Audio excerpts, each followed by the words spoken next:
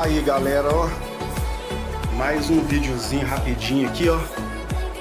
A ZX6R, ninguém nas oficinas não quer pegar mais esse tipo de moto. Isso aqui, ó, problema na cremalheira, a folga. Então assim, às vezes você vai tá com problema na partida, dando barulho no motor, pensando que ele já acabou. E o problema é só isso aqui, ó, só que tem que achar a peça para comprar, tá?